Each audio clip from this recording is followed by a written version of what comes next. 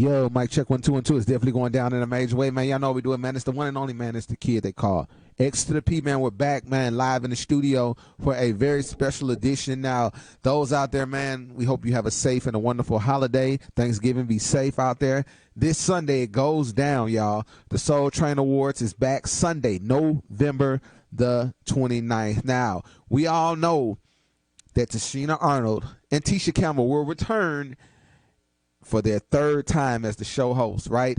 Oh, it's going to be major this year, y'all. Performance, we got Babyface, Brandy, CeeLo Green, Charlie Wilson, Ella May, Jasmine Sullivan, Lucky Dave, and the legendary from my hometown, Motown West Side. We got Smokey Robinson himself will be in the building. Now, her lead to the nominations for this year. That's right. Her leads the nominations for this year, receiving 8 nominations, y'all, including Best R&B Soul Female Artist and double nods in each of the Ashford and Simpson Songwriter Award, Best Collaboration, and Video of the Year categories, right? Also, my big homie, Chris Brown, y'all know he be dancing, getting his thing on. Chris Brown also received 7 nominations, including Album Mixtape of the Year, Song of the Year, Best Dance Performance, Best Collaboration, and Video of the Year for the hit single Go Crazy with Young Thug. Hold on, check this out, y'all. So they have Best Album and Mixtape now. Hold up. The game has changed a little bit on your boy. So you're basically saying that now my mixtape can now be nominated for an award? Oh, it's time to get in the studio and get to working. Now check this out. We just saw Monica and Brandy do the versus battle, right? Check this out. Monica will be honored with the Lady of Soul Award. Let me say that again. Monica will be honored with the Lady of Soul Award. It don't get no bigger than that. Listen, now check this out. The night begins with the 1-hour pre-show, Soul Coming Countdown to the Soul Train Awards. Now that's hosted by my big homie, Flex Alexander, and his lovely wife, Shanice. And that's at 7 p.m. Eastern Standard Time. And check this out. DJ Cassidy hosts the broadcast television premiere of his hit virtual series, Pass the Mic, Soul Train Edition. That's immediately after the show. Now check this out. I'm an 80s baby, right? Grew up in the 80s. In my household, I am a musician, a real musician at that. Play a couple different instruments, right? In my household, it was a tradition. We sat down and we watched Soul Train. I can't really dance now. I can't really, but back in the day, I won a mini dance contest up in my household. But Soul Train was a tradition in my house. My parents, my grandparents, my mom was a product of Motown era, and she was a musician, singer. She made sure that I watched Soul Train. If I was going to be a musician, I had to learn from the best. And I want to give a big shout out, rest in peace, to Don Cornelius for your vision, for your creativity, to think ahead of the game, to create something that was for us and it was by us. And for many artists, they had never seen anything like that. A black production, black owned, black pride. And it birthed so many careers, from dancers to actors, to musicians. A lot of people got their start right here on Soul Train. And so, man, I want you guys to, man, get your popcorn ready.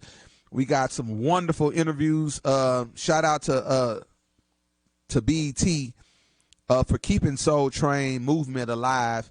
Of course, the Soul Train Awards come on every year. This year is a little bit different. It's being done virtually as far as the whole interview process. I got a chance to go out to Vegas a couple years ago to cover the red carpet for the Soul Train Awards. And, man, what an amazing experience. It's like a family reunion. If you're like me, who's been in this media business, doing broadcast media for over 10 years, and shouts out to BET, who's always, kept a good relationship with me as far as allowing me to come cover different events that they have. Pretty much anything BET had going on, I was somewhere in the building with a camera and a microphone conducting interviews. And was one of the first TV networks to give your boy a shot at covering things for them. So I've always had a great deal of respect for them. And so glad to see that even during this pandemic, they have gotten creative. I love the productions on the different award shows and the different specials they had. Man, major. So this year, Soul Train media sessions was done virtually via Zoom, right? And so Zoom can only hold so many people on there, right? And so I really appreciate BET for saying, even though your media may not got a chance to directly cover the interviews, we're still going to send you the link to let you allow you to watch the interviews, and we're going to send you the interviews so you can run these promos on your show. And so that's what we have. So tonight we're going to have interviews by her.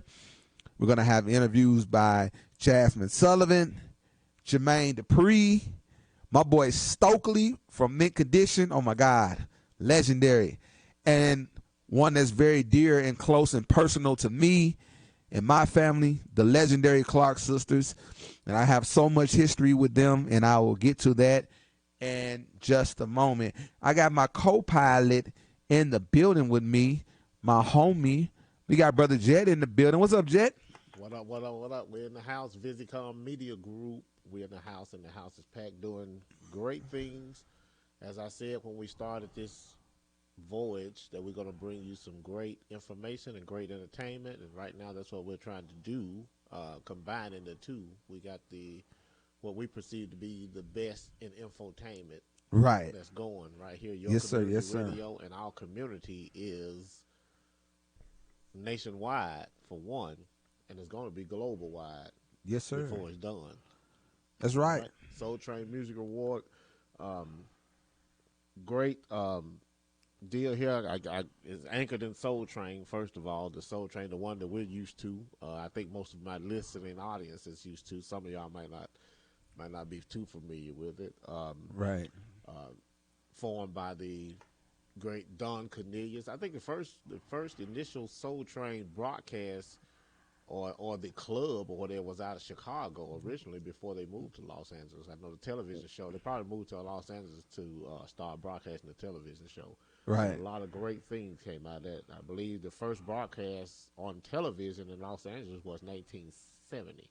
1970. A lot of great people came through there. A lot of great dancers Yep. and whatnot came out of there.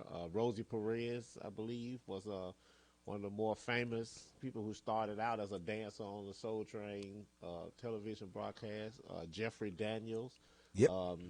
the originator of what's Michael Jackson popularized, was called the moonwalk. Yep. It was called the Daniels. backslide, if I'm not mistaken. Yeah, the backslide. Yep. Yeah, the backslide. So the great Jeffrey Daniels, if you remember him, the member of the group Shalimar. Yep.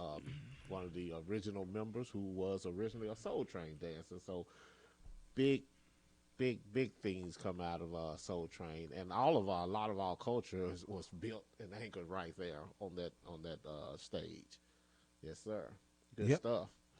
All right, so we're going to kick this show off just as Don Cornelius would do it himself. No better way to do it. And we'll be right back in just a moment.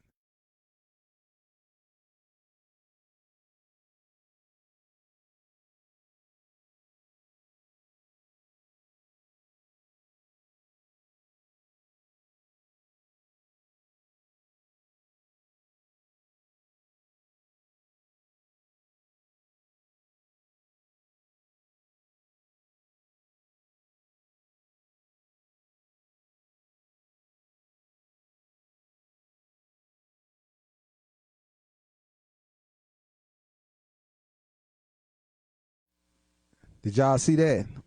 Did y'all see that? That's that legendary Soul Train. Soul Train. So we're not going to waste no time, man. We're going to get into our very first interview. The interview is with her. If y'all know the famous song she has, Focus on Me. It's one of my favorite songs. And the people that's conducting the interview, this is BET Social conducting the interview with her. So y'all take a listen to this interview, and we will be right back in just a few moments, man. Tell a friend to log on to this broadcast. We'll be right back. Hello. Hi. So congratulations on leading the nominees with 8 nominations. Thank you so much. You're welcome. So my first question is, what inspires you to create music? What inspires me to create music? A lot of things inspire me to create music, mostly my own life. My music is kind of like my diary. I think that would be the main thing. But yeah, songs just come into my head and I have to get them out. And it just happens, you know? Amazing. And so what is one soul or R&B album that everyone must have part of their collection? Ooh, there's tons of those for me. I can't just name one. You know, the Miseducation of Lauryn Hill, Songs in the Key of Life, probably my top two, probably, I don't know. Yeah, those for sure. Cool. And how do you embody soul in R&B music and culture? How do I embody it? Well, I think it's the legends that came before me that inspire me to sing the way that I do. To me, R&B is rhythm and blues is in everything. So all my music is always R&B at the core. I love using real instruments and just conveying raw emotion. And I think that's what R&B and soul really is. Amazing. And can we please get you to congratulate Monica on being honored as the Lady of Soul this year? Oh my gosh, of course. Monica, I don't think anybody is more deserving than you for this Lady of Soul award. Congratulations. Hey, what's up, everyone? This is H.E.R. Make sure you tune in to the Soul Train Awards tonight on BET. Hi there. Congratulations. It must feel great to be the most nominated with the 8 Soul Train Awards. Yeah. Yeah. So Adele just hosted and you performed an SNL, as you just mentioned, and Jennifer Hudson is about to play Aretha. Do you get the sense that the women of R&B are about to dominate the charts again? What do you mean? They are dominating the charts. I absolutely believe that. It's refreshing to see so many dope women just rule and do their thing. So I'm proud. I'm excited for that, honestly. Awesome. Thank you. Thank you. Hi, H.E.R. Hey, how are you? Thanks for stepping to the shade room from the 2020 Soul Train Awards, girl. You look amazing. Thank you. You look great. Thank you, girl. So look, the nominations already are a testament to how much we love your music. But one of the things that I was so interested in you by was how your identity was such a mystery, right? So your identity isn't really that hidden no more, okay? You can see me a little bit. A little bit, right?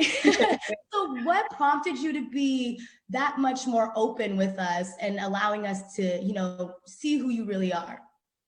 I think there's multiple layers to music and my artistry. And the goal was to make music the focus and the most important thing and to kind of earn that respect in my musicianship and my songwriting and things like that. So I feel like I've done that. And now I think it's time to uncover different sides of me and have a little bit more fun and just to get to know me a little bit more on a personal level. And yeah, just see me a little more. Will you ever retire the shades, ever? I don't know if I can answer that right now. I may, one day I may not, we'll see. But this is part of who I am. It's okay because we love the music anyway. And speaking of music, girl, you know how to put the most rawest, vulnerable emotions when one is going through love, like just so beautifully. I just gotta ask, since you all up in my love business, what is your current love life, sis? Because my current love life is, I'm in love with music. Okay. We gonna see if the right person understands that. Okay, because look, you and Skip Marley, I'm not gonna say anything else. Just, I like it. I like what I saw. You gotta fall in love with you first. All right. Okay. I'm here with that. Self-love is definitely important. And my last question is, what do you feel about the current state of R&B? Do you feel like it's fulfilled, like we really doing our thing? Or do you feel that there's something still missing from the genre? Honestly, I think now more than ever, especially with everything that has gone on this year, people are craving so much more substance, and you can get substance from R&B. R&B is literally the substance genre to me. It's soul music, it's rhythm and blues. And so right now I think people are killing it, and we're on the cusp of something great, because all these R&B girls, you know, Summer Walker, Ella Mai, Ari Lennox, Queen Naija, the list goes on, that we're all just doing our thing and giving people what I think they want. And so they're just going to crave it even more the more we give it to them. So we got to keep doing our thing. Yes, girl. Music for the soul. Thank you so much, H.E.R, for stepping into the shade room, and congratulations, girl. You to the moon, sis. You got it. Thank you. Thank you. Bye. Hello. Yo, mic check 1 2 1 2, and we are back. Just like that, man. Hey, tell a friend, man. To make sure, man, you get with your family that's in the house, man. Make sure you're safe, social distancing. But the family that's in your house, tell a friend, call a family member up, let them know that the Soul Train Awards will be on Sunday, November the 29th, 8/7 Central, hosted by Tisha Campbell and Tashina Arnold. It's always good to see them two together, man. If you go back to the Martin days, which is a legendary show, they've always had great chemistry on set. And I think that's what, could be contributed to, that they're actually real friends off camera. Even before Martin, they were actually friends. Yeah, they had played several roles together. Yeah, Little Shop of Horrors. Little Shop of Horrors. What's that movie with the singers, the big muscle singers? Play Kid and Play movies. She wasn't. Not Tashina Arnold wasn't in House Party. Are you sure? Yeah, I think she was one of them, the original one. No, the original House Party. Tisha. In the original House Party, Tisha Campbell's best friend was the woman who played Baby Boy's mama in the movie Baby Boy. A lot of people get them confused though, so don't feel bad. You're right. People always get those two confused. Yeah, but a little fun fact. I wasn't getting them confused, but I just thought she was in there. I'm picturing her in the party scene, but you're right. That was right. But I'm not getting them confused. That's Baby Boy's mom. I'm picturing in that dance party scene. So yep. Right. Yep. So that's cool. That last interview was her. Yeah. H.E.R. Yep. And right now she's lead nominees for this year's award, receiving 8 nominations, including Best R&B Soul Female Artist. That's right. And double nods in each of the Ashford and Simpson Songwriters Awards, Best Collaboration and Video of the Year categories. That's right. That's right. So she's leading nominations. That means she's probably, by the time Sunday come around, she's going to be the award winner of that. She's going to be the winner of that award. We're hoping. We're hoping. Yeah. She was on the interview, right? I mean, who knows? Yeah. I mean, again, the show airs Sunday, November 29th at 8 p.m. 7 Central Time. Yep. Soul Train Award. And I guess I can speak as an artist. I can imagine the feeling one gets when a group of your peers in the industry and fans says your music is at that level worthy of an award. I mean, I've gotten awards on a local level, accolades and things of that nature.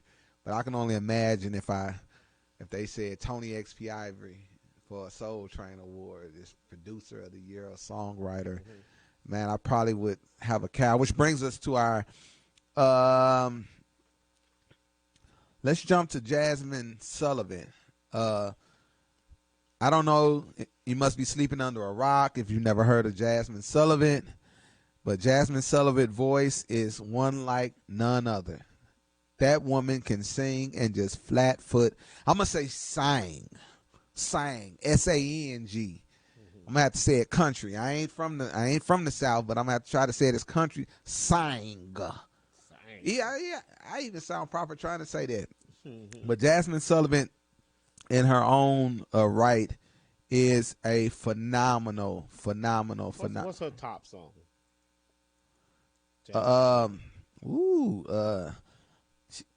The list can go. Let It Burn. Bust the Windows Out Your Car. Yeah, that's the one I remember. Bust the Windows out. Man, she got a song called Mona Lisa. I'm a work of art. Man. Now, is Bust the Windows Out Your Car, is that the one that put her on the scene?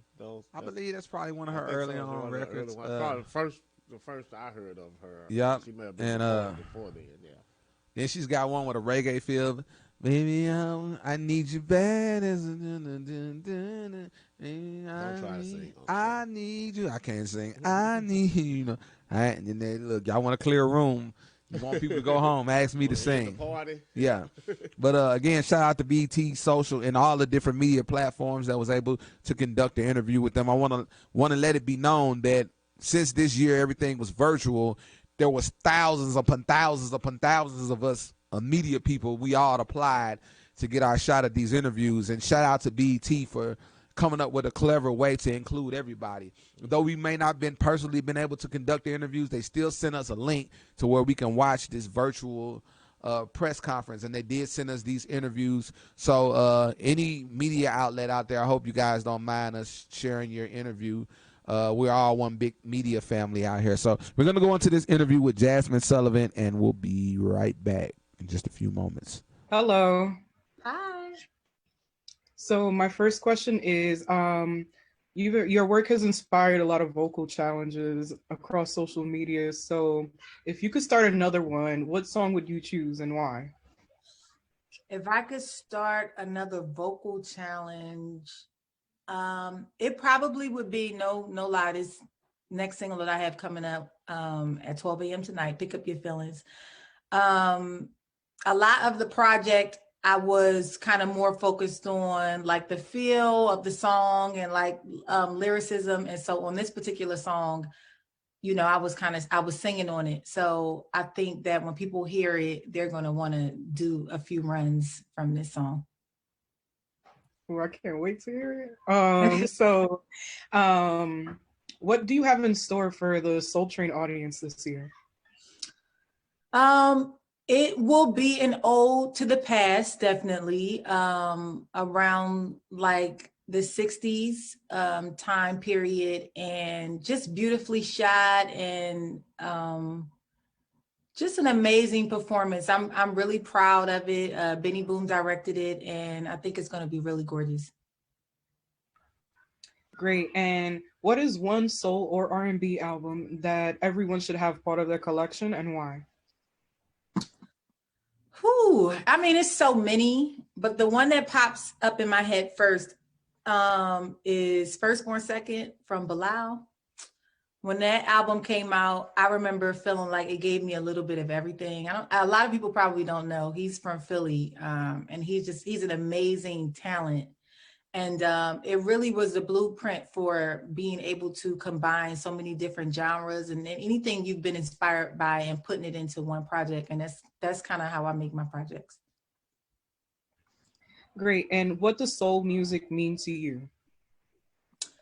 Soul music means authenticity, and just really speaking and singing from your heart and from your soul, just bearing it all. And you know, nothing cookie cutter. You want to be able to relate to people, and the only way to do that is really to share your story and speak from your heart.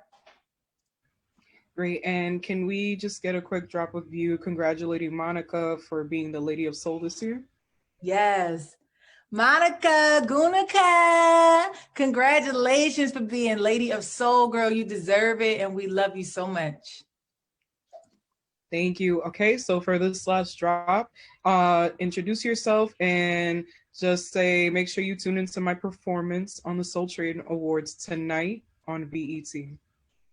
What's up, y'all? It's Jasmine Sullivan. Make sure you tune in to the Soul Train Awards tonight for my performance on BET. If you could leave. All righty, ladies and gentlemen, and we are back just like that, man. That was the one and only Jasmine Sullivan. She will be performing this Sunday, and I can't tell you how excited me and the wife will be to see that performance. We're big fans of Jasmine Sullivan, and she stands and delivers every single time. Now, I want to shout out a few people, man, that has jumped on to watch us live. Got to give a big shout out to M. Payne. Got to give a shout out to my boy Sunshine Einstein, and also to my boy Daryl Q. Congratulations, Daryl. Daryl got engaged, and he's going to be getting married, I think, in 2022. So congratulations to you again, big homie. I'm going to make sure we turn up just like you did when I got married. So, yeah, man, so we're going to shift gears. We're going to take it down to the ATL. I want to give a big shout out to the homie Jermaine Dupree. Now, when you think about popular music, as far as the R&B culture, hip hop culture, starting from the early 90s. I want to say late 80s, early 90s, when you think about groups such as Criss Cross, Escape, The Brat, that whole, even Anthony Hamilton, the whole So Def movement. You can't talk about musical history and not talk about Jermaine Dupri. Jermaine Dupri is a phenomenal producer. He's a phenomenal songwriter and just an all-around cool dude, you know. And funny story about Jermaine Dupri, and we're going to go right into this interview. At one point, I was vegan, right? And we were traveling a lot back and forth to Atlanta. And it's funny, I got a call from some people over at BET, and they were telling me that they were shooting a show about record labels in hip-hop and R&B and how they got started. And so that's another business thing. I ain't going to get into all the particulars on that. So we went down to Atlanta. We was on some other media business, and we happened to stop at this vegan restaurant. I can't even think of the name of the place, but the food is so good. And it just so happens that Jermaine Dupri was filming his episode for this TV show, right? And man, it was so funny, because I'm normally not starstruck by celebrities, but that's one of my producer idols, right? I envision myself being a Jermaine Dupri when it comes to the music, right? I patterned myself off of his music. I studied him, the whole nine. So you know, of course, when you're shooting a TV show, you have to do multiple takes. You go in, out the restaurant, you're coming in, and it's like every moment he would walk by or stop, I was froze, could not say anything, right? I was like, man, this is my opportunity. So all I did was say, hey, sir, how you doing? Just some corny, cheesy little way of speaking. Went over there, sat in our corner, ate our food, and literally watched this man tape his part for his episode of the show that came on BET. And man, he's very professional. And yeah, it was all good. Got your boy Jay Worth in the house, HP. Oh, yeah. GKP. Shouts out to everybody that's on watching, man. We love y'all, man. We appreciate y'all out there. Gather your family around Sunday, November the 29th, 8/7 Central, and check out the Soul Train Awards. I promise you they won't let you down this year. I know that we're used to, you know, being in arenas and doing the whole into this interview with Jermaine Dupri. And we'll be right back in just a few moments, man. Jermaine Dupri is a legend in the game. Y'all stay tuned. And this particular interview is going to be conducted by Central Ave TV. So shouts out to Central Ave TV. Y'all go and y'all check them out. We're all about supporting media, black media at that, for us, by us. So we'll be right back in just a few moments. Hi there. Hey. So congratulations, first of all. You're nominated for the Songwriters Award for Slide, which you co-wrote with H.E.R. And Adele was just on Saturday Night Live, and Jennifer Hudson's about to play Aretha Franklin. So my question is, do you think the women of R&B are about to dominate the charts again? Could be. It can happen. I think in general though, R&B still characteristic wise is not where it needs to be. And I don't think it's enough characteristics in R&B for R&B to dominate the charts, period. On both sides. So I feel like everybody in R&B has to step up their attitude as far as artists to dominate what these rappers are doing, because the rappers dominate the charts right now, and R&B acts like it's too cool to actually step into that light. And we need the R&B artists to step into the light. So if that happens, then it could possibly definitely happen. Great. Thank you. Hi, JD. How are you? I'm good. What's up? I'm good. Keeping in the same realm of politics as Claudia Jordan had mentioned earlier, how did you see hip hop and rap play such an integral role in the results of the 2020 election? I mean, I think the younger energy from hip hop and the influence of rap artists, we made more younger people talk about it, you know. When I was 12, 13, 14, 15, 16 years old, I ain't care who the president was, right? And it wasn't even like I ain't even watch the election, none of that when I was younger. So to have my daughters and other kids younger than me and everybody talking about the election and seeing young kids out in the streets when the protest was going on, I just feel like that was a lot of the energy that came from what they see and what they hear on Instagram and musically and all of that. Lil Baby made a song. I think when you start tapping into those artists that these kids really listen to, it influenced them, even though they can't vote. But it really made everybody feel like they wanted to be a part of the election. Awesome. Thank you so much. What's going on, JD? What up?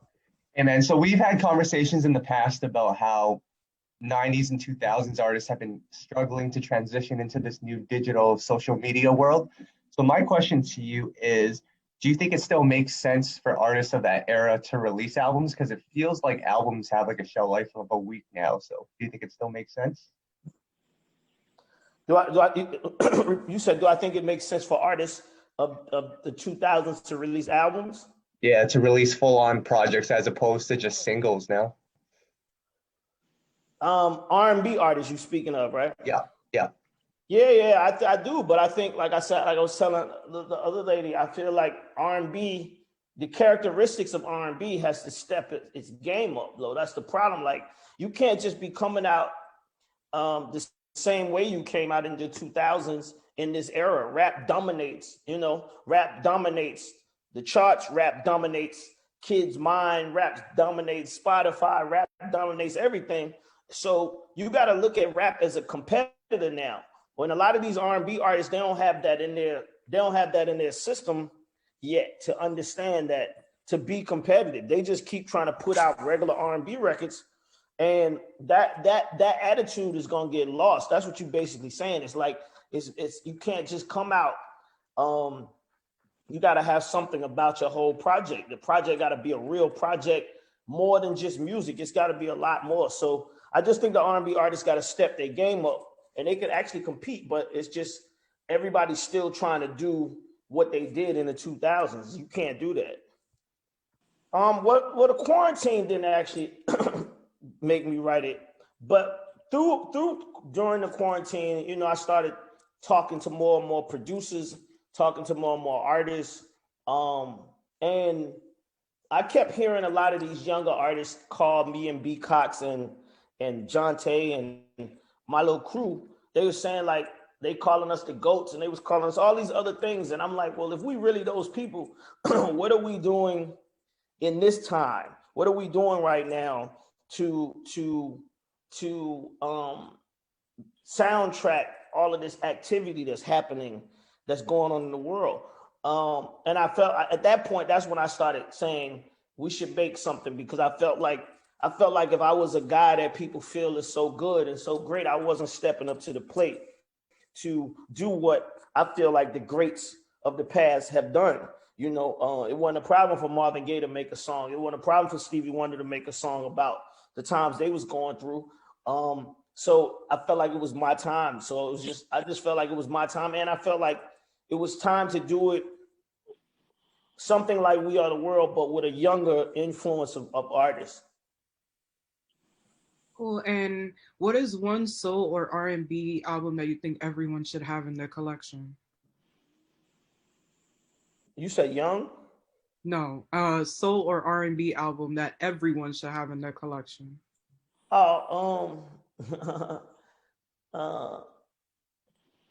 It's a hard question for me to answer, because I know everybody keep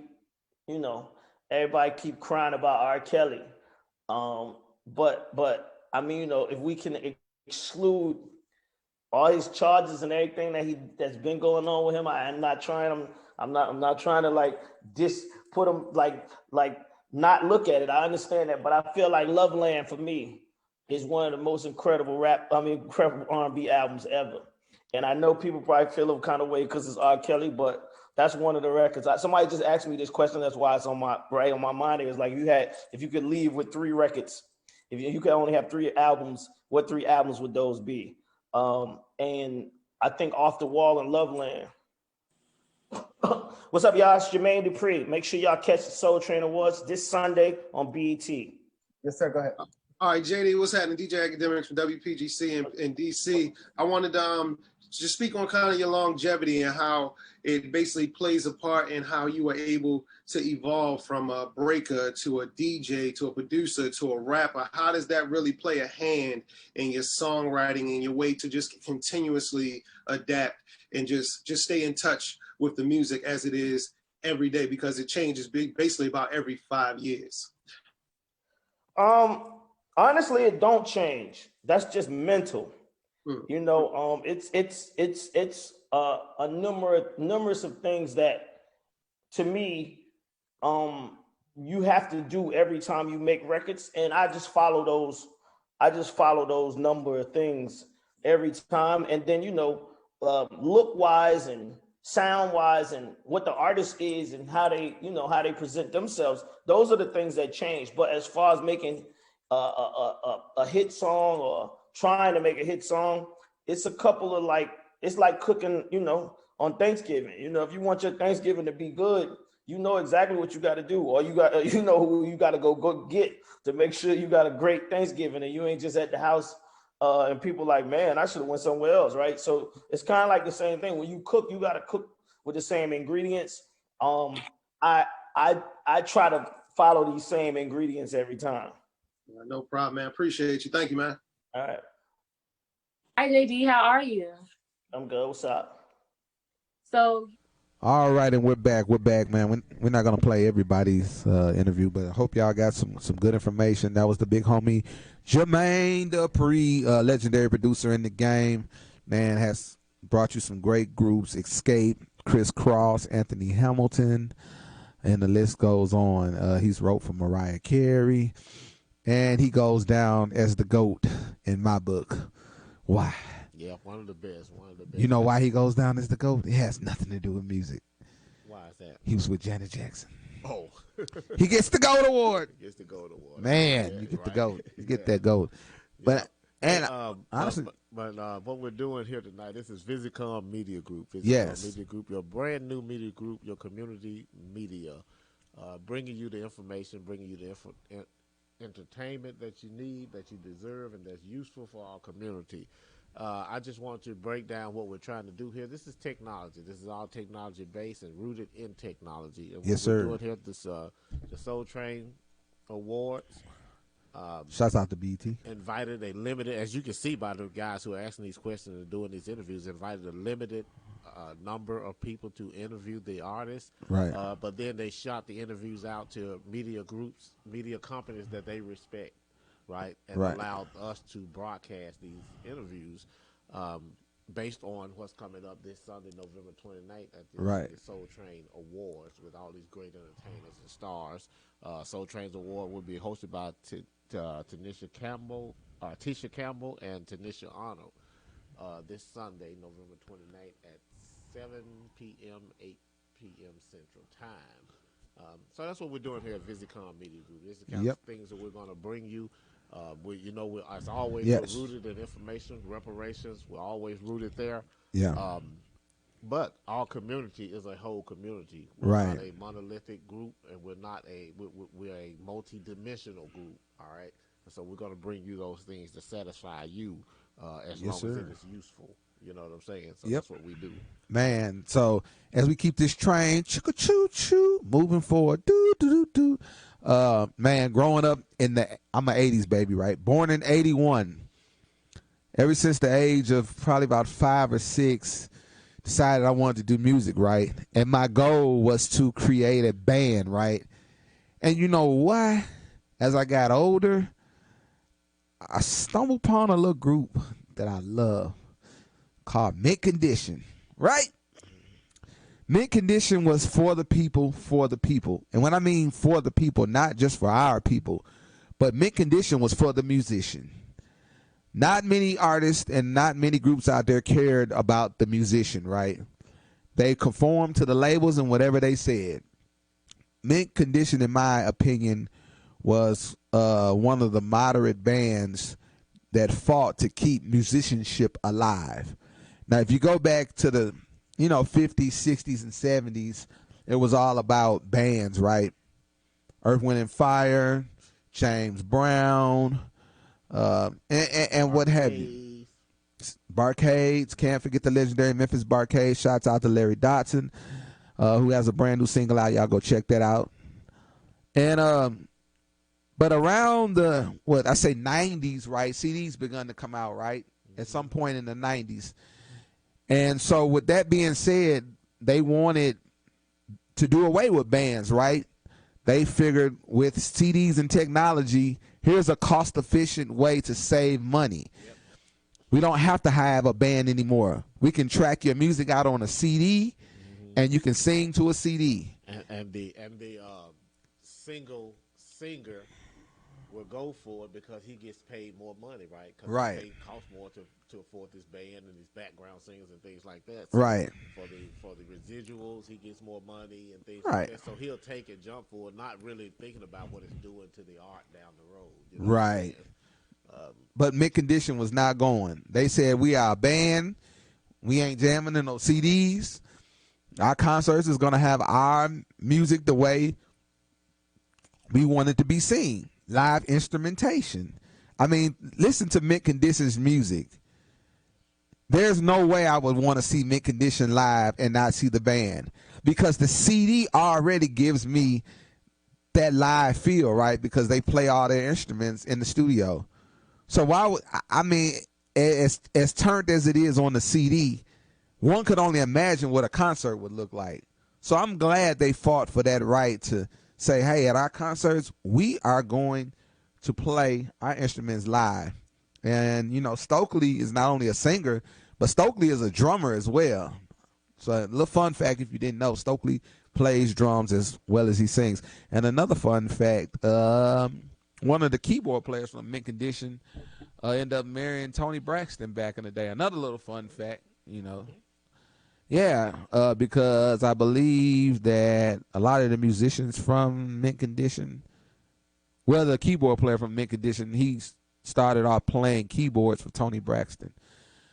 So that's how that whole thing. All right, and in case you just tuning in or you sharing the video, you can tell your friends to tell a friend that you're listening to Visicom Media Group, and right now we're broadcasting the on-air interviews for the upcoming 2020 Soul Train Awards, which air Sunday, November 29th at 8 p.m. Eastern Time on BET Networks, hosted by Tashina Honor and Tisha Campbell. Yep. Return. This is their third time as host of the show. The performances include Babyface, Brandy CeeLo Green, Charlie Wilson, Ella, Jasmine Sullivan, Lucky Day, and Smokey Robinson. Legendary Smokey Robinson from my hometown. So we're going to continue with our next interview. Like I said, Mint Condition was a band that I grew up on and helped me get my musicianship game to where it need to be.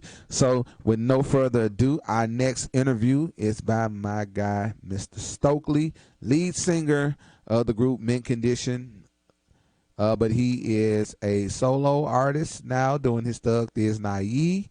And so let's take a listen. Here we go. We'll be back in a moment. Hello, how are you? I'm good. How are you? Good, can't complain. So you're participating in the Soul Cypher this year. What is the recipe for a great cypher?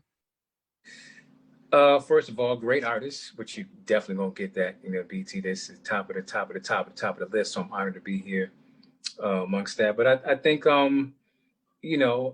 stay in power catalog, all these things mixed together is just what makes it, the energy of not knowing what's going to happen. You kind of know, but just that element of surprise. I think that's what makes the excitement for it. That's what viewers want to see. It's show business, you know what I mean? So, and we're on television, so you want to see something spectacular, hear your favorite song, and maybe see something you ain't seen before. So I think a combination of all those things is what makes a great performance, great soul cypher.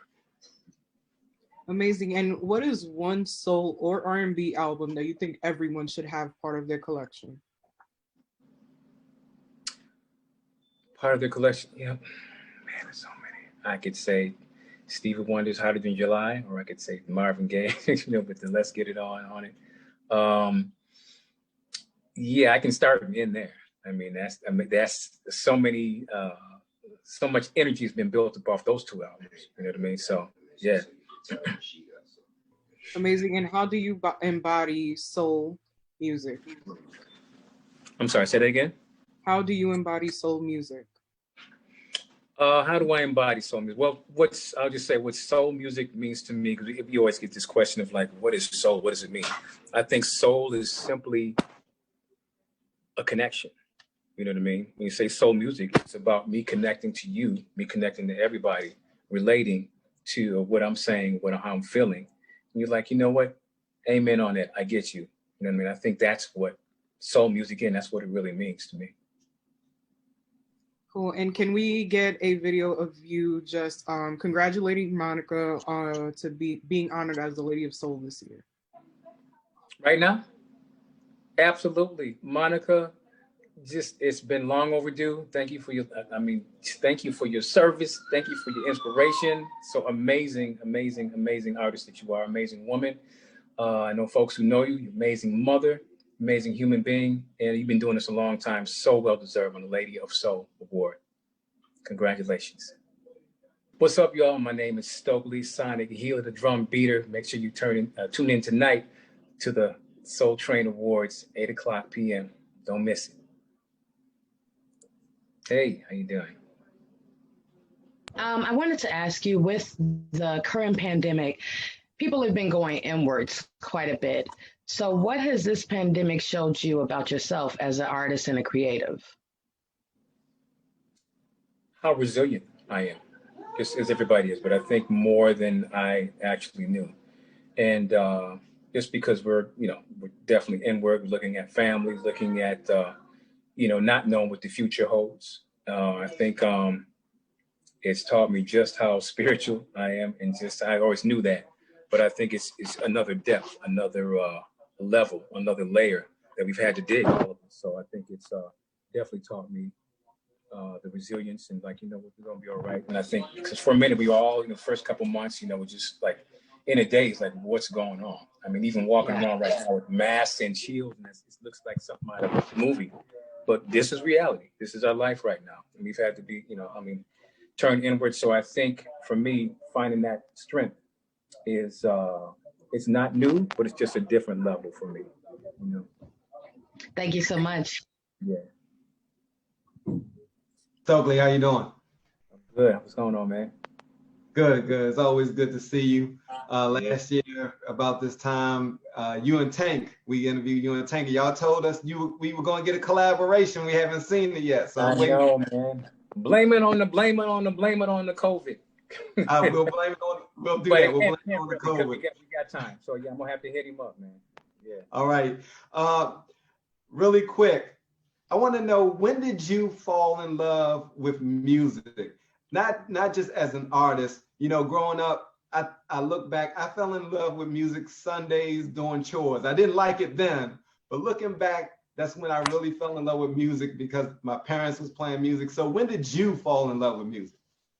I honestly, I can't even really tell you. It's always been here. My parents are music lovers. People always ask my dad, "You play an instrument?" I play nothing but the radio. We had one of those big, stereos when you open it and it had the speakers on the side. And it was always a part of it. We always had like little house parties. My parents did, and both my folks are educators, so we would have these people from all around the world, these continental Africans, and I hear all these different sounds and smelling this different food, all these different curry chicken, and I was like, what is all this going on? But I love it. So as far as I can remember, it's always been here. So it's this vibration has been in me a long, long time.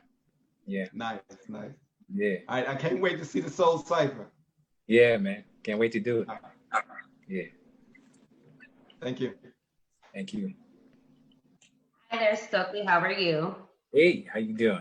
Doing well. It's a show with Urban Bridges. So you spoke to us about your album, Sankofa, that has very much of a Prince Minneapolis sound to it. It does feature the band Bonfire. tell us about Cascade. How did that come about? When can we hear that new single? Well, first of all, yeah, the Sankofa for the album definitely is a an amazing piece of art, I believe. You know, the sonic landscape that I've created, and with a lot of different collaborations. Means to go back and get it. And for me, just remembering where I came from, and it definitely has, you know, like 80s, 90s, 2000s, and beyond. You know, definitely has a little Prince-esque, you know, feeling in there, as well as other things like this. This Cascade has a feeling of like the 80s, you know, and it's just this song is about really getting back to that sweet spot, you know, love relationship. And it's when you've lost it, you know, somebody said some things they didn't really mean. It's like, you know, have to go back and, you know, look at everything and just like, you know what, let's get back to this part where I don't know how it got so off track, you know, so just really letting that love flow. And that could mean in any way, doesn't have to be in a love relationship, could be in any way you think about it. So, you know, this is just a way, it's my offering to you, but you can interpret it how you want. You know, that's how I always mean it. You know, I love double and triple entendre. So, yeah. All right, awesome. Thank you so much. Yes. Hey. Hey, how are you doing today? I'm great. How are you? Great. Thank you so much for meeting with us. I'm Rachel with the ABC News. So I just have 2 questions for you. A lot of times when you're in groups, sometimes your ideas get overshadowed, especially when you're, you know, sharing a stage with, you know, 4 or 5 people. So talk about your transition now, going from a group member to being a solo artist and the focus solely being on you. Yeah, it's in a group. It's definitely, in our situation with Mint, it's definitely more democratic and leaving room for other ideas to develop. And that's what we call the Mint Factory. One of us would develop an idea and pass it off to the next person. So it was kind of it was a fun way to work, you know what I mean? And it also taught me how to work, how to produce, how to be produced, and how to fall back and learn. That's a lot of stuff. A lot of times I was just falling back and learning. I would be the utility guy, and whenever there was a hole, I try to fill that up. And it's like, you know, well, let's try this here, and you know, and all of us did that. So that university is what I call it. Has taught me everything that I know right now. It's brought me to this point, you know, and I'm just really having a great time exploring everything that I've learned, and you know, I never stop learning. So I mean, it's been a lot of fun, you know, with the new band, The View, and you know, creating in the studio. It's been amazing. Collaborations that I have coming up, you know, the Bonfire, you know, of course, Snoop. So much stuff that's going on. I'm able to move a little bit differently. So it's been great. Yeah. I'm loving the music, by the way. It's making me want to dance and move all the time. So it's good. All right. Beautiful. Yeah. Feeling good. Yeah. So you also linked up with your longtime producers, Jimmy Jam and Terry Lewis. So talk about how you got reconnected with them. So me and my manager have a label, Blue Raft, and we hooked up with them, you know, and back at Flight Time Perspective, joined forces with their label and our little boutique label. And it's sweet second time around, just using, you know, their resources, their, you know, the incredible producers that they are. They're my big brothers and my mentors. And, you know, they throw me a couple alley-oops here and there, you know, things I've learned, things we're still learning, you know, things I've learned in the digital world, and we're kind of sharing, exchanging information. And it's an amazing time right now. I'm so excited. They're excited. I'm excited for them, you know, for their new project with them, you know, coming out with the Jam and Lewis project, long awaited. My thing has been long awaited. So, I mean, it's a beautiful, beautiful marriage again, you know, so, I mean, expect some great things. There's a lot of great things happening. So, yeah. Great. Thank you so much. I'm Rachel with ABC News. It was great speaking with you. Good speaking with you. Thank you. All righty, guys, and we're back, man. Stokely went a little long. That's good. Hope you got some great information out of that. Shouts out to Stokely. Man, legendary group, mint condition, but he's doing his own thing these days, solo career. And we are back, man. This is Visicom Media, and want to encourage you guys, check out the Soul Train Awards this Sunday, November the 29th at 8/7 Central. It's hosted by Tisha Campbell and Tashina Arnold. And as we know that the Soul Train produces some great content, some great singing going to be going on. And I'm so excited. I want to see the Soul Cypher this year. I didn't see in the press release where they said anything about that. But needless, I am excited to see who gonna be in the Soul Cypher. I'm gonna tell you, one of the best ones that I've saw, that I like, is when they had Gladys Knight in the Soul Cypher. I didn't see that. I'm gonna go find it now. Child. Go find it. Man, listen, you talking about my favorite female singer of all time. Oh right yeah, there. man. I gotta find Listen, that. man, Gladys Knight, man. Listen, Gladys Knight, that is a voice that has came straight from the Lord. Not better than that, but some more. Yep. Yep. Soul Train. So I guess they may be trying to keep that a little on the hush hush this year, because I don't see in my notes who's going to be this year. I believe it is happening. It's going to happen. Because that's one of the hot. Yeah, that's a big part of it. Look forward to events of the event. Yep. And also this year, right now, you want to stay tuned. Sunday the 29th at 8 p.m. Central Time for the Soul Train Awards. As your boy Chris Brown is, he's received 7 nominations, including Video Mixtape of the Year, Song of the Year, Best Dance Performance, Best Collaboration, and Video of the Year for his hit single "Go Crazy" with Young Thug. And Monica will be honored with the Lady of Soul Award. Lady of Soul Award. Let me ask you this: I'm wondering, would Monica be? I don't know how far back these awards go, when they establish them and when they start setting them up. But I'm wondering, would Monica be receiving this award, or would Brandy be receiving this award, depending on how that versus would have. Oh God, that's the influence of the verses. Oh man, hey, you just threw some gas on the fire. And I'm just wondering, and I ain't saying who won. I'm just saying based on how that went, who would be receiving that award this year? Well, I bet you that had something to do with. Hey, look, you brought up a very interesting point when we got to talking about these verses. Some of these verses showed that a lot of people's careers wasn't as big as we thought. It was a media hype when you think about it. Yeah. When you looked at the catalog, when the verses came out, it's you versus them. Even the stuff you grew to, you like, man, that was fine back. He was fine back in the day. Right.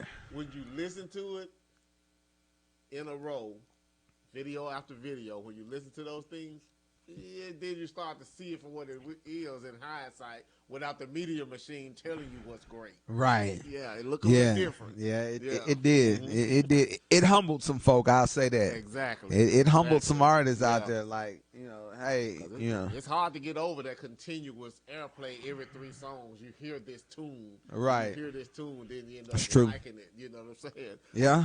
Yeah. Real talk. That's how that goes. Yeah. I think Brandy had already got honored at a Soul Train Awards. Matter of fact, that was the particular Soul Train Awards that we had the pleasure of being at in attendance live. They honored Brandy, and man, when I tell you, Brandy put on a performance. Like, I'm gonna tell y'all, growing up, that was my crush right there. I mean, I love me some Brandy. I swore I was gonna make it big in the music industry, and that was gonna be that was gonna be mine. So all right there, aisle 2 and 4, like Cedric the Entertainer used to say, aisle 2 and 2 and 4 was gonna be me right there. So I was a huge fan, and followed her career heavily. Actually got to see her live, perform live, and she's a great performer. Just like can really sing. And can sing, exactly. Yeah, it's not. She didn't get into the movies. Was that Cinderella or whatever? Love It or Yeah. Hate It, whatever, with Whitney Houston and things like that. Yeah.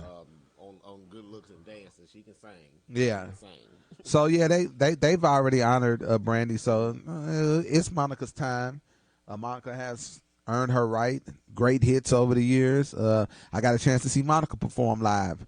Hey, she's a great performer too. I mean, those were 2 women that just could sing. You know what I'm saying? Just could sing. I mean, really is nothing to critique. They both are just great singers, and that was a good versus. So I'm excited for her to get this award. Well deserved, in my opinion. And before we leave here today, I'm gonna throw something out. I want Okay. Soul Train and BET to get this. I'm gonna throw it out there before we go at the last. So y'all stick around.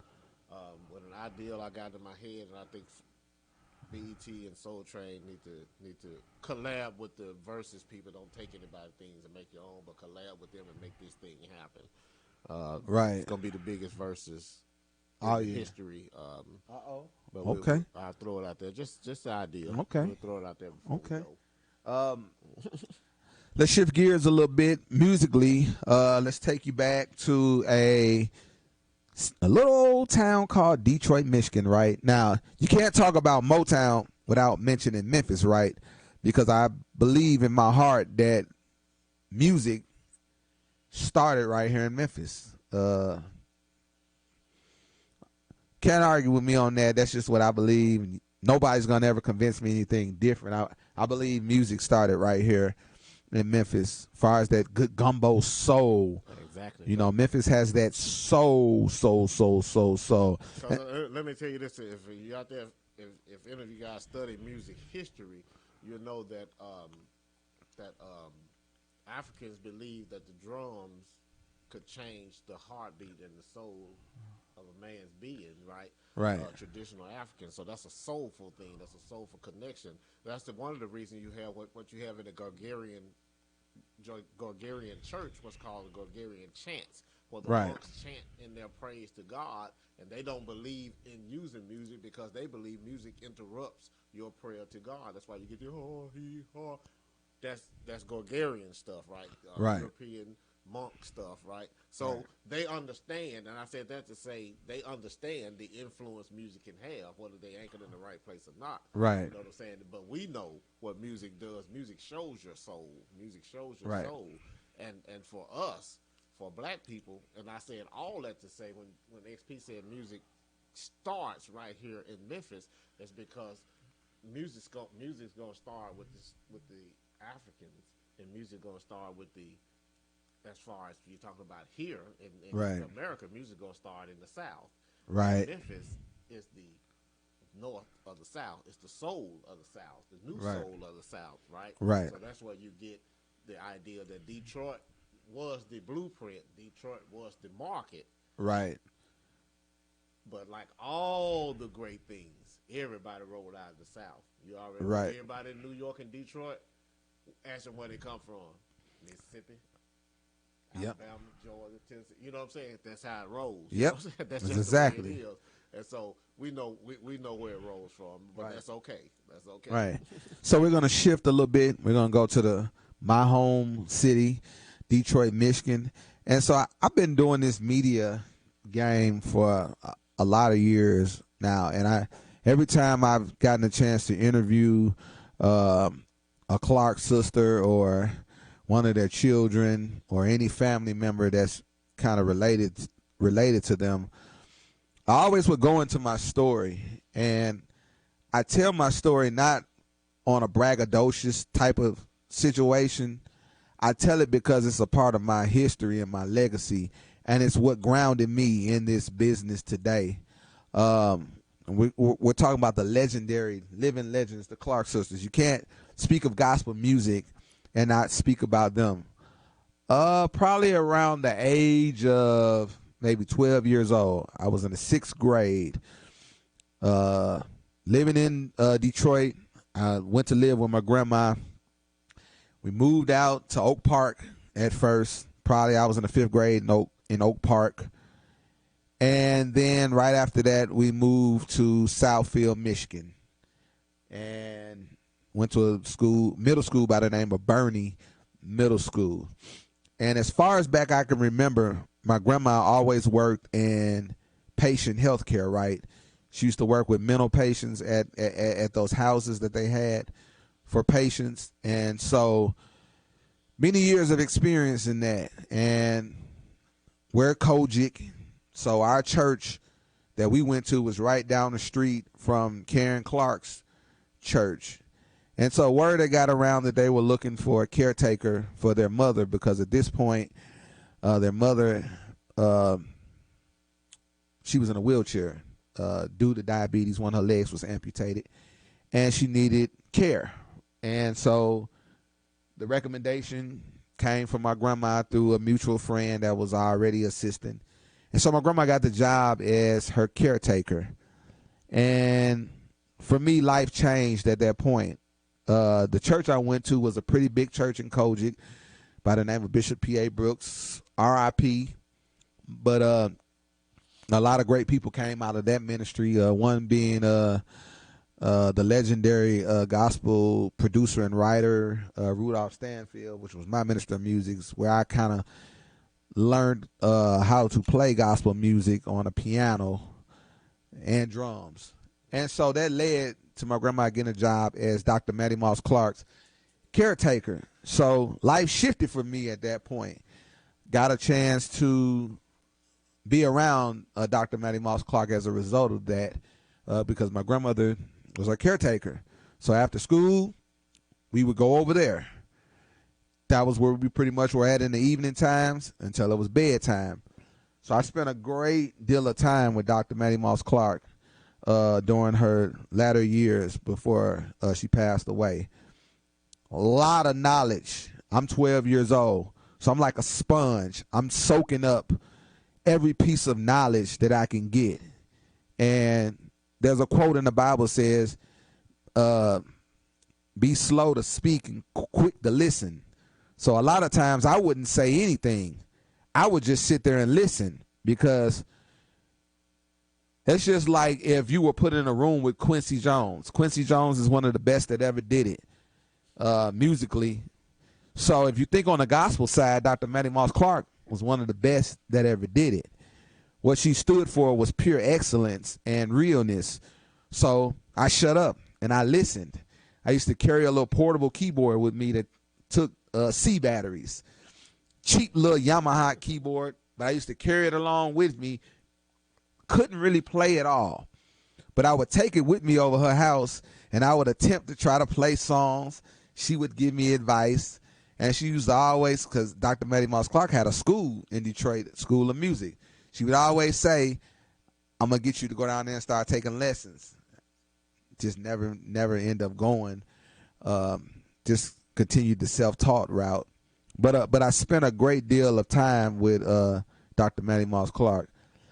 Used to take her out to the pool, wheelchair her out to the pool. We sit by the pool, and just some great, and that's something I'll never forget. It's not about how famous she was and how famous her family was. You know, generally there's a rule in the entertainment industry. They say don't meet your idols or people that you really looked up to, because you'll get disappointed. And that woman had nothing but love in her heart, right? You know, I wasn't some big time child prodigy, didn't have money like that. I used to joke and say a lot of times, man, we was struggling so bad that I was vegetarian and didn't even know it, right?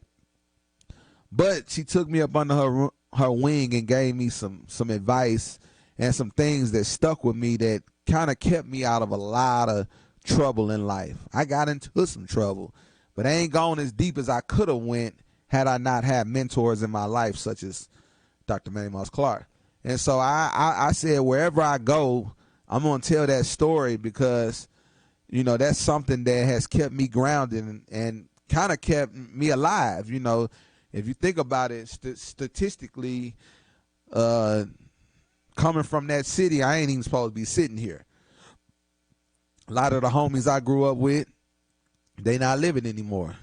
Most of them are dead. The rest are in jail. I decided I wanted to be different. And so I will forever, you know, speak about that, because that's part of the reason why I'm still here. So it's not to, you know, use it to try to get some clout, and it's not a braggadocious. It's not, you know, me using that story to try to get a record deal or anything. You know, that's my experience, and that's part of the reason why I'm still alive today. It's through the words of wisdom that amazing woman had gave me. And she always told me, if you're going to do it under excellence. Don't do it for the money. And so everything I do, it's not about money with me. Yeah, we need money and we need to survive and we need to take care of our families. But if you do it under excellence, if you do it right and do it under excellence, eventually the money will come, because people will see. They're like, man, these folks are doing excellent. There's no way we can't get behind this, even if you want to hate. But eventually, the excellence will draw you in. So that's just something that stuck with me. So we're getting ready to go into this interview with the legendary Clark sisters, who continue to just put out great music, man. I mean, they never fail. They never fail to deliver excellence. So right now we have two members. This is Karen Clark H.E.R and Dorinda Clark Cole. This is the legendary Clark sisters, two members. We will be right back in just a few moments. Y'all take a listen to this interview. Hello. Hello. Hi, so congratulations on your nomination. So the first question I have for you guys is, do you guys consider yourselves with gospel music, soul music, and if so, what do you think? That's a good question. That is. Well, I'm just glad to be a part of what you just said. Gospel soul. I think, yeah, gospel soul, Yeah. inspirational. Yeah, That's a really good question. wherever we can land. Because I think most artists, everybody wants to cross over. It doesn't matter who it is. Gospel artists want to cross over to other genres of music, because that's where your goal is. If you can reach another group of people, that's what our goal is. We never would be where we are if we hadn't gotten into the other secular world, So that's always our goal. So thank you for that question. Of course. And so what embodies soul music to you guys? What's the question? What embodies soul music to you both? What embodies? Probably it's depth. It reaches to all persons, young, old, those who may like country music or classical. I think it reaches. It just it gets to the depths of the soul. Mm-hmm. So it's that, to me, that's what embodies it. And then I think so it's the spirit that really it clicks into your spirit. It makes you have tears. It brings something out of you that it gets you moving, and it puts you in a place that you just say, I need to be there again. It's like sometimes, if you could say, a high. Yeah, it's uplifting. Yeah, it builds you, it lifts you. So that's what soul music does for you. Makes you want to go there again, if I can say. Hi, I'm Karen Clark H.E.R. And I'm Dorinda Clark Cole. And we are the Clark sisters. Make sure you tune in to the Soul Train Awards tonight. Thank you so much. You're welcome. Thank you. Our next question is going to come from This Is R&B. Hi, ladies. How are you? Hi, fine. You? Great. So if you could only choose two songs from your vast music collection, what would it be and why are they dear to you? Well, I think probably His Love, because it just talks about love, period. I think right now is so timely. That particular song is what we need. We need to know that, in the midst of this quarantining and, we're at home to ourselves, away from our families, we need to know that we're still loved, and to take advantage of the social media by way of Zoom and all of the other avenues, and to reach out to people. That's so important. Now it's to reach out and tell somebody you love them. So I think that message right now is so, and all of the songs on there just blesses us, but that particular one for such a time as this is very important. And mine would be We declare victory. Victory. Hey, sister. That would be mine, because that's another song that is really a declaration for right now. All righty, we are back. Bizak, man. Check it out. Sunday, November the 29th, 8/7 Central, man. Make sure you check out the Soul Train Awards hosted by Tisha Campbell and Tashina Arnold on BET, man. Shouts out to BET, man. Shouts out to BET, man. Going down in a major way. Man, I can't wait to see how they're going to pull this off, man. I'm a techie kind of guy, video, visual, audio. So when I be looking at the stuff that BT has pulled off this year during the pandemic, I'm like, oh my God, visual wise, man, y'all are smashing with the visual effects, man, the green screen technology, and just the overall productions. Because let's face it, the way music is today, right? You done seen the song a million times. You done heard it a million times. You done seen it performed a million times. And I really love BT did. I think it was the BT Awards. It was one of the specials they had this year, and they had Usher performing there. And, man, how they did his live performance, man, that was, man, sick. And I mean sick in a good way. Like hospital sick, the way they pulled that off with the technology and the green screen. Some very talented people behind the scenes to make that happen. Man, that was dope. And I'm real excited to see what the Soul Train Awards is going to look like this year. And so, yeah, man, want to encourage everybody out there during this holiday season. I know Thanksgiving is coming up Thursday. Please be safe. Stay at home. This is no simpler way to put it. Please stay at home if you can. I know we want to fellowship with family, but let's be safe and let's think about everybody else, because we don't want to put ourselves in a worse predicament. So, man, take care of yourself out there. And I would love for you guys to comment on this video real quick before the 9 o'clock hour and tell me what are some of your favorite Soul Train moments, or what are some of your musical moments growing up. I know me and my family, we used to sit around and watch Soul Train. That was a thing that we did. And I love the Soul Train line dance that they used to do. Soul Train line. And I'm going to say this too, because it's the internet, right? We can say what we want.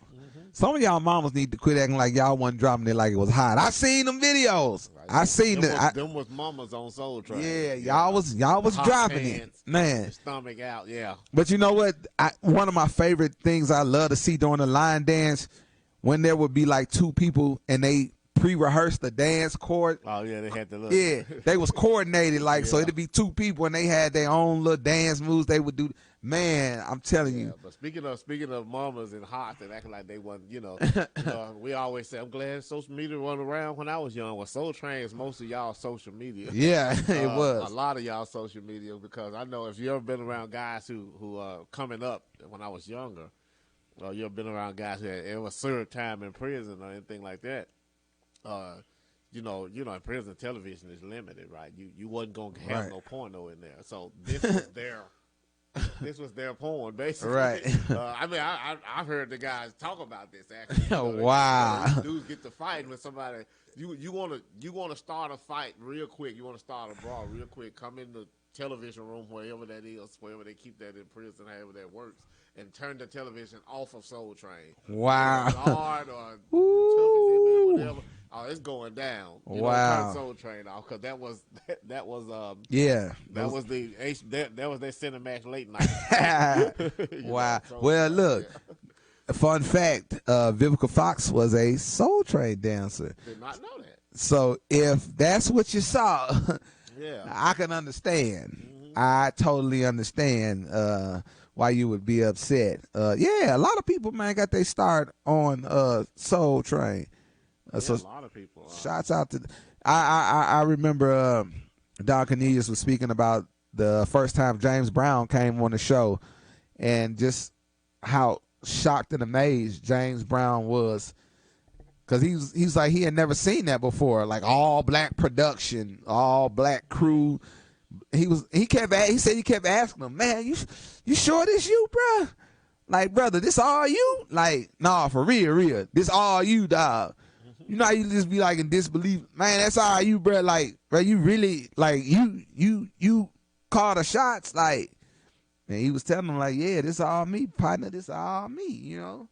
And that was a thing, you know, man, history, you know, history and innovation saw the future before, you know, took music to the next level, and forever go down in the history books as one of the greatest music movements ever. So and it's still continuing on from generation to. I would honestly, it was rumored that Nick Cannon had the rights to Soul Train. So I would love to see what a modern Soul Train would look. People have done reboots of different things. I think well, back in about 2012, 2013, they did a reboot of the series Dallas television series. Yeah, let's see who owns Soul Train. He had a reboot of Knight Rider, and it's not so much a reboot of All in the Family and Good Times, but the Jimmy Kimmel late night people did live as from a studio audience. So you've been getting the reboots of older shows here or there. Soul Train, a modern Soul Train might be something worth looking at. I'll tell you what I'd like to see, and that's something I alluded to earlier. BET's Soul Train Awards group, whoever has the fun and whoever can make it happen. I won't say do it in, what you call that when they do a hologram? I won't say do a hologram. To me, that's kind of, I don't know, that's kind of morbid in a weird way to me. But I think you can create a whole festival type of show, atmosphere, a whole show, 2-hour special, I would say. Right. Get the music heads together, get whoever owns the catalogs to the people, whoever owns the estates, Right. put it together, do kind of a tribute, but at the same time collab with the innovators of the ideal, and let's do Michael versus Prince. Well, you know, Prince spoke against holograms. Yeah, he did. I'm not interested in hologram. I want, what I like to do is see some celebrity stars host this, right? Have a big deal, and when what you're doing versus how you're gonna versus each other is whoever decides how these catalogs gonna go. Right. Either live performances that Prince did of I got Purple Rain versus Michael's live performance of this. You know, you get to see the videos, you get to see the performances. And I got an idea to people. add to that. Prince actually has a relative, a good friend of mine who I grew up with. Actually, we used to sing in the choir together back home in Detroit. Elijah Connor. Now, for many of y'all, that name may sound familiar, but let me tell you where you might notably know him from. There was a show called The Four, right? Elijah Connor went on there, and of course, they made it their business to bring up that he was Prince's cousin. But you might know him from the infamous stare down between him and P. Diddy.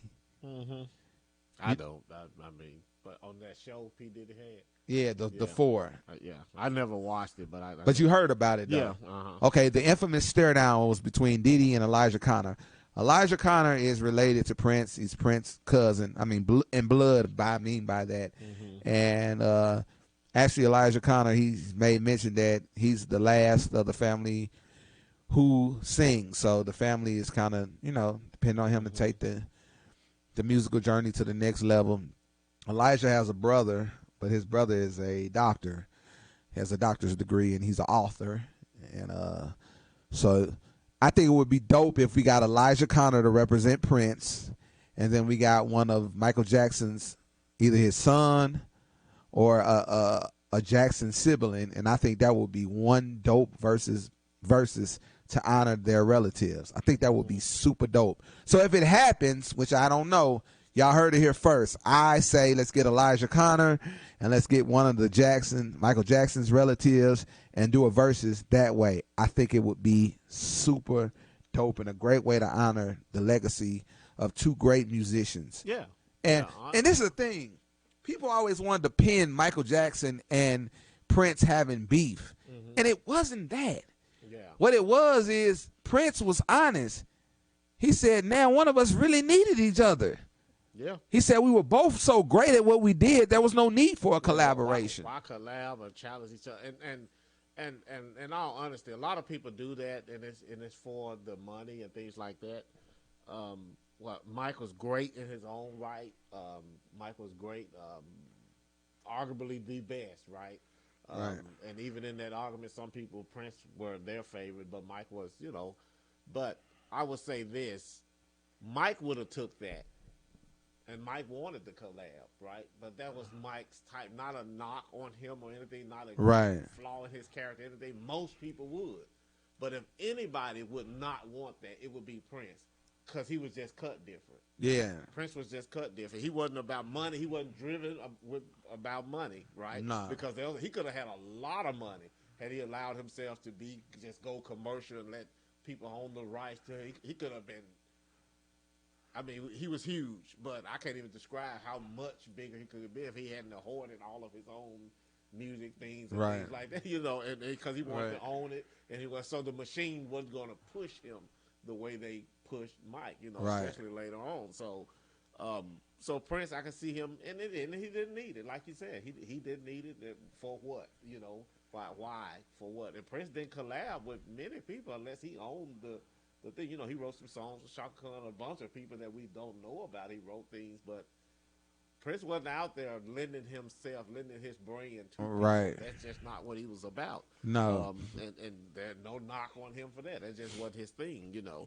And so, but I just don't think you could put I don't know about on the world stage, but definitely Right. not in our community. You can't put a bigger verses together. Right. You know? So, thanks to Google, found out another fun fact. You know, we wanted to know who owned Soul Train, right? Mm-hmm. Take your wildest guess. We got 3 minutes left. Take your wildest guess of who you would think would own Soul Train. I don't know. Dionne Warwick. I don't know. Nope. I would know if it was Dick Griffey's daughter, Carolyn Griffey. I would know that, so it must not be her. No. Let me read this. It says Soul Train Holdings, LLC, was formed in May of 2008 and is owned by intermediate partners and a partnership between Magic Johnson Enterprise and Ron Berkeley's investment firm. Okay. Yep. Yeah, okay, I can see that. I can see that. Magic Johnson. I may not have ever guessed it, but I can see that. Yeah, Magic. Magic Johnson. Yeah. Mm-hmm. So, yeah, he got it in 08. But he's owning it, and I'm sure this Soul Train Music Award is I mean, I keep calling it Soul Train Music Award. It's not. It's for some reason it's not titled that anymore. I've noticed that. Yeah, it's a Soul Train Award. It's a Soul Train Award. Yep. But Magic owns it. And maybe he's working some things, but he's sitting on some. I think he's sitting on some great things. For I won't call it a gold mine. It may be could be for him, but it's definitely a gold mine for the culture. Right. If nothing else. And we're gonna circle back to Magic. We're gonna talk about that tomorrow because Magic Johnson is invested in media from radio stations, and I remember hearing Magic Johnson say that when he was in the NBA and he first was trying to jump into the radio station game, he was trying to get a lot of his NBA buddies to go in with him, and they didn't want to do it. They thought it was ludicrous to waste money on radio stations and things of that such. Yeah.